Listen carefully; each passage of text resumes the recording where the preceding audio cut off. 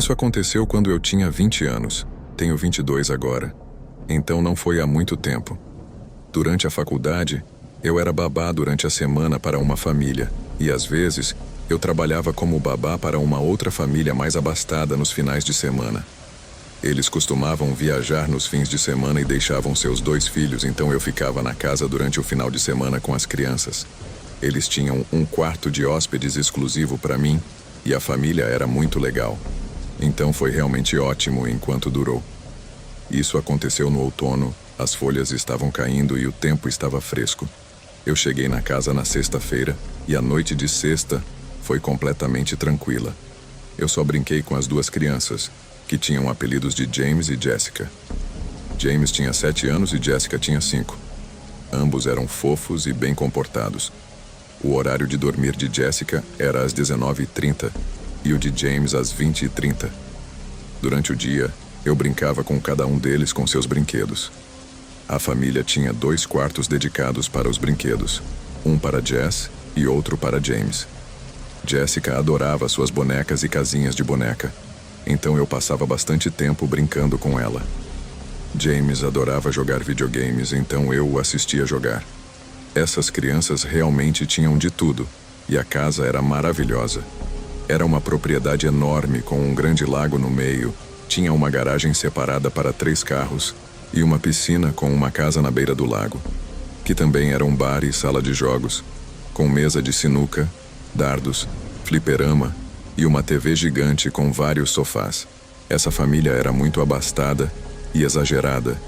Eles até tinham um intercomunicador que conectava a casa da piscina à casa principal.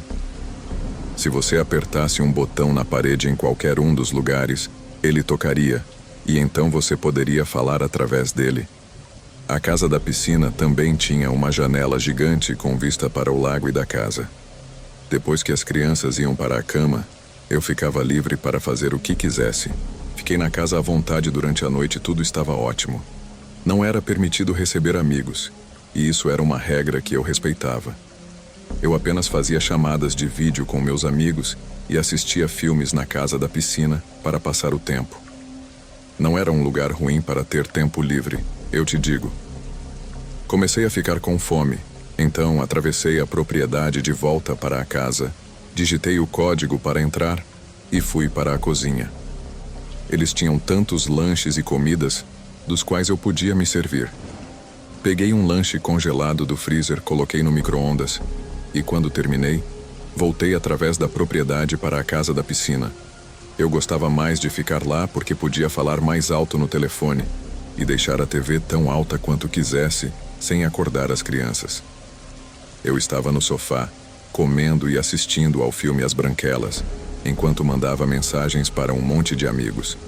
Estava no meio de contar para os meus amigos o quão ótimo era esse trabalho quando o interfone me deu um susto. Fui atender e ouvi a voz de Jéssica do outro lado, dizendo que estava com medo porque continuava ouvindo barulhos. Normalmente ela dormia a noite toda, então eu teria que voltar para acalmá-la. Deixei minha comida e corri de volta para a casa, atravessei a porta com o código de bloqueio novamente e fui para o quarto de Jess. Ela deve ter corrido direto para a cama, pois já estava de volta, com medo. Fui fazer cócegas nela e ajeitá-la na cama, só para que ela não ficasse mais com medo. Quando ela se sentiu melhor, saí do quarto, fechei a porta e fui até a cozinha pegar um pouco de vinho. Enquanto procurava um abridor de vinho, ouvi um som muito leve, como um estalo no piso de madeira, vindo de outro cômodo. Congelei e olhei naquela direção instintivamente, esperando por um segundo som. Comecei a me assustar agora. Eu não queria que o relato da Jéssica sobre ouvir barulhos influenciasse meus pensamentos. Eu estava pensando que era um barulho comum da casa se ajeitando. Eu admito que estava um pouco arrepiada agora, mas deixei as luzes e a TV ligadas na casa da piscina. Então tive que voltar. Saí, tranquei a porta com o código e corri de volta para a casa da piscina. Sentei de novo no sofá e continuei comendo o restante da minha comida. Acabei não pegando o vinho, mas ainda estava assistindo As Branquelas. Eu estava mais distraída no celular quando o maldito interfone tocou de novo, me fazendo pular no assento. Eu me apressei para atender, e quando o fiz, Houve silêncio do outro lado. Jessica, eu disse no microfone. Eu pensei que com certeza ouvi alguém respirando, mas tudo o que pude ouvir foi os nomes tanto de Jessica quanto de James, pelo menos 3 vezes cada. Agora eu estava realmente começando a ficar aterrorizada. Liguei para minha amiga Kelsey e disse a ela que eu queria que ela viesse para cá, porque estou ficando realmente assustada. Alguém apertou o botão do interfone, mas não disse nada. Senti que não era algo que uma das crianças faria.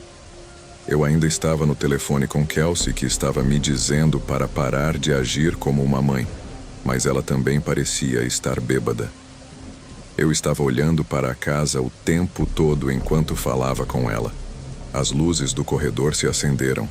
Eu disse isso a Kelsey e qualquer possibilidade de ser uma das crianças desapareceu quando uma figura grande entrou no quadro de uma das janelas do corredor. Eu gritei e deixei cair o telefone, olhando para um homem adulto que parecia me ver e estava me encarando. Eu percebi que o interfone ainda estava ligado esse tempo todo. Peguei o telefone, desliguei a ligação com Kelsey e liguei para o 190. Eu fiz isso. Estava chorando e gritando pelo interfone que estava chamando o 190 agora para nos deixar em paz. Basicamente, eu estava gritando tudo o que eu dizia para a polícia pelo interfone. Voltei para a janela e ele não estava mais lá dentro da casa. Eu estava histérica, chorando e implorando para a operadora do 190 para por favor se apressar. Ela continuava me pedindo para me acalmar, fazendo 1 milhão de perguntas. Eu continuava gritando o endereço no telefone e dizendo para eles se apressarem.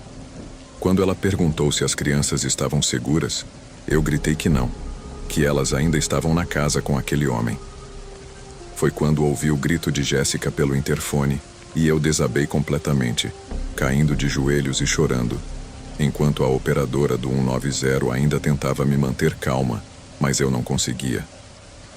Eu disse que não sabia o que fazer e ela disse que a polícia está quase chegando e que eu preciso esperar. Eu respondi que ele está com as crianças e ela perguntou se eu vi se o homem tinha armas. Eu disse que não conseguia dizer, mas então ouvi a voz de Jessica falando pelo interfone. Fui até lá e gritei: "Sim, estou aqui, pegue seu irmão e saia da casa." Ela estava chorando, dizendo que tinha um homem lá dentro. Eu disse: "Sim, eu sei, apenas pegue seu irmão e venha para fora agora." Foi a coisa mais corajosa que já fiz, correndo para fora de volta pela propriedade até a casa e encontrando as 2 crianças que já estavam na porta. Peguei os 2 e os levei de volta pela propriedade até a casa da piscina novamente, onde nos escondemos com as luzes apagadas. Ambos estavam chorando e eu ainda queria chorar também. Mas eu tinha que ser forte e me manter firme por eles. Eu ainda estava no telefone com o 190 e eventualmente ela me disse que a polícia está aqui e que eles virão nos encontrar na casa da piscina. Aquelas palavras foram as mais reconfortantes que já ouvi na vida. As lanternas dos policiais brilhavam. Eu conduzi as crianças até a porta, onde encontramos alguns policiais. A policial feminina levou as crianças para um carro e eu fui com outro policial para outro carro. Eu respondi a todas as perguntas que me fizeram e então eles o encontraram. Eles trouxeram um cara que parecia ter por volta de 1,80 m. Ele olhou para todo mundo enquanto era levado algemado e colocado no banco de trás de um dos carros. Ainda me lembro do rosto dele quando olhou para mim. Ele parecia ser o resultado de incesto. O rosto estava desfigurado. Os pais de Jessica e James foram chamados imediatamente e informados sobre a situação. Não havia como nenhum de nós ficar lá naquela noite. Os pais providenciaram para que a tia das crianças fosse buscá-los para ficarem com ela, e acho que ela faltou ao trabalho no dia seguinte. Fui para casa depois que não precisavam mais de mim, mas quando cheguei em casa naquela noite não consegui dormir. Ainda estava em choque e acho que ainda estava com um restante de adrenalina.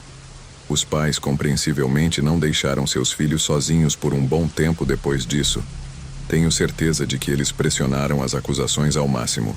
E com seus recursos espero que aquele sujeito tenha recebido o que merecia e mais. Eu disse respeitosamente a eles que não podia mais ficar lá, pois estava assombrada por aquela noite. Só consigo imaginar o quão marcadas ficaram aquelas pobres crianças.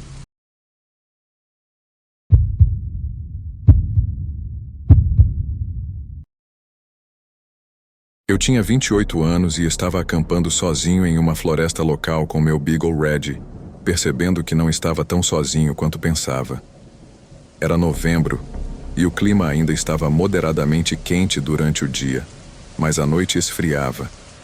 Por isso me preparei trazendo minha fogueira portátil, fluido para acender o fogo, isqueiro e um machado para cortar lenha. Claro, trouxe também uma barraca, um saco de dormir e meu equipamento de pesca para pescar no lago. Levei comida suficiente para durar os 2 dias em que ficaríamos lá, mas planejava comer peixe se pescasse algo. Caminhei do meu caminhão por cerca de 1 milha dentro da floresta, até chegar perto do lago. Montei meu acampamento em uma pequena e confortável clareira, e levei Red comigo para pescar no lago. Peguei alguns peixes menores que não valiam a pena tentar cozinhar, então os devolvi. Red ficava olhando para a floresta. Sua cauda parava de balançar como se estivesse focado em algo. Poderia ser qualquer número de animais que ele ouviu, mas ele é bem treinado para não sair correndo, então não o mantenho na coleira. Depois de pescar por cerca de 1 hora, fomos dar uma caminhada ao redor do lago. Quando estávamos do outro lado do lago, olhei para o outro lado e vi o que pareciam ser 2 pessoas entrando na floresta. Estavam tão distantes que era difícil dizer, mas realmente pareciam pessoas. Estavam perto de onde o acampamento estava. Não querendo ser roubado, disse para Red vir comigo e fizemos um caminho rápido de volta ao redor do lago. Quando voltamos ao acampamento, o zíper da minha barraca estava aberto. Alguém tinha mexido nela, sem dúvida. Surpreendentemente, nada parecia estar faltando, embora não houvesse realmente muito o que roubar, além da fogueira e do equipamento de pesca. Quando pensei ter visto pessoas e o fato de terem passado pelo meu acampamento me deixou arrepiado. Por segurança, passei a próxima hora ou mais movendo meu acampamento para um local diferente, um pouco mais acima do lago. Depois, comecei a cortar lenha para fazer fogo na fogueira. Assim que o fogo estava aceso, alimentei Red e aqueci um pouco de chile para o jantar. Então, nós nos sentamos perto do fogo e eu estava escrevendo no meu diário, quando Red começou a latir para algo na floresta. Já estava escuro e eu não via muito além do que o fogo iluminava. Olhei para a escuridão, um pouco arrepiado com aquilo. Por precaução, trouxe Red para dentro da barraca e fui apagar o fogo. Se havia pessoas nessas matas, eu realmente não queria estar anunciando minha localização com o fogo. Entrei no saco de dormir, com minha lanterna ao lado, estava lendo meu romance. As orelhas de Red se moviam repetidamente. Ele ouvia coisas que eu não ouvia. Ficava olhando em volta para as paredes da barraca. Eu ficava dizendo, "O que é, garoto?" Ele começou a rosnar, ouviu algo lá fora. Poderia ser um veado, poderia ser um urso, ou poderia ser uma pessoa. A ideia de uma pessoa ainda estar lá fora no escuro me parecia mais aterrorizante do que um urso. Eventualmente, Red se acalmou e abaixou a cabeça. Com isso, eu estava desconfortável e queria que a noite passasse. Então, desliguei minha lanterna e fui dormir. Acordei horas depois com Red rosnando e uivando. Eu disse a ele para ficar quieto e ouvi alguém assobiando, aquele tipo de assobio que se faz para um cachorro chamar a atenção. Red começou a rosnar novamente em resposta a isso. Alguém estava realmente no meu acampamento na escuridão total e eu estava com muito medo. Alguém começou a fazer sons com a boca, então passos começaram a se aproximar da tenda até ficarem bem do lado de fora. Então pararam. Red estava enlouquecido, uivando, e eu o segurei para que ele ficasse quieto sem dizer nada. Com o fogo apagado, havia um silêncio total, exceto pelo vento. Red começou a rosnar novamente, olhando na direção do zíper da barraca. Silêncio, até que finalmente outro assobio bem do lado de fora da porta da tenda. Red enlouqueceu de novo. Tentei fingir uma voz de comando muito profunda e gritei, "É melhor você sair daqui, tenho uma arma." mas minha voz saiu trêmula e assustada. Os passos se afastaram da tenda em um ritmo lento e pesado, até que desapareceram completamente. Ou simplesmente pararam perto da tenda, porque Red continuou rosnando de tempos em tempos por mais ou menos 1 hora depois disso. Meu celular não tinha serviço no meio da floresta, então eu nem podia ligar para um membro da família ou amigo para contar o que estava acontecendo. E então, ao longe, ouvi um grito de uma mulher que provavelmente ecoou por quilômetros. Parecia uma mulher literalmente gritando por sua vida. Foi a gota d'água. Peguei Red, calcei minhas botas, peguei minha lanterna e saí correndo. Corri de volta pelo caminho que vinha até chegar ao meu caminhão. Ainda não tinha recepção de celular. Dormi no meu caminhão naquela noite e, ao amanhecer, voltei para a floresta com Red, de volta ao acampamento. Recolhi todas as minhas coisas e desmontei minha barraca. Meia hora depois, o caminhão estava carregado e eu fui embora. Assim que tive recepção, liguei para um número de polícia não emergencial que encontrei, para relatar um grito de uma mulher e pessoas suspeitas ao redor do meu acampamento na noite anterior. Não sei o que aconteceu depois disso, e não sei o que estava acontecendo naquelas matas, mas nunca mais retornei para acampar lá.